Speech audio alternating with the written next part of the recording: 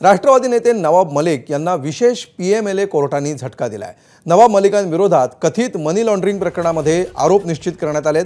Underworld don Dawood इब्राहिमच्या मालमत्तांशी संबंधित कथित मनी laundering प्रकरणे ही मोठी अपडेट आहे। याच प्रकरणी नवाब मलिक यांना 2022 मध्ये अटक झाली होती।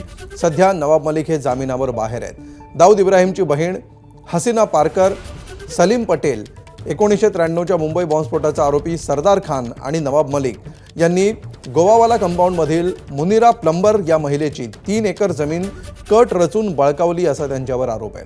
डिसेंबरच्या दुसऱ्या आठवड्यापासून दैनंदिन सुनावणीला या प्रकरणी सुरुवात होणार आहे।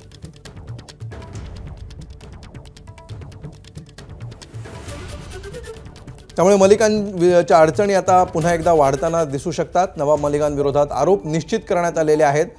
कथित मनी लॉन्ड्रिंगचं हे प्रकरण, ज्याच्यासाठी काही काळ तुरुंगामध्ये नवाब मलिक यांना काढावी लागलेली होती आणि त्यानंतर त्यांना आता जामिनावर ते बाहेर आलेले आहेत। त्यानंतर त्यांनी अजित पवारांसोबत जाण्याचा निर्णय घेतला। मात्र आता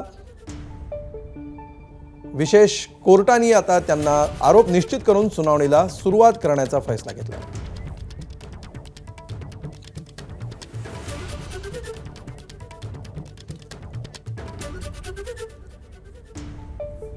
आणि याविषयी अधिक माहिती घेऊया। सचिन गाड आपले प्रतिनिधी आपल्या सोबत आहेत। सचिन, कशा प्रकारे आता पुढची सुनावणीची प्रक्रिया असणार आहे आणि नवाब मलिकांच्या अडचणी कशा प्रकारे वाढू शकतात?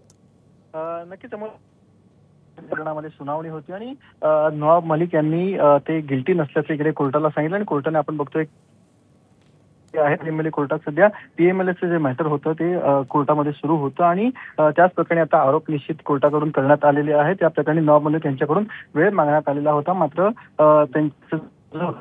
आज कोर्टाकडून आरोप निश्चित करण्यात आलेले आहेत। आता 29 डिसेंबरला या प्रकरणाची पुढील तारीख असून जानेवारी महिन्यापासून या संपूर्ण प्रकरणाची दैनंदिन सुनावणी सुरू होणार असल्याचं कोर्टाकडून स्पष्ट करण्यात आलंय।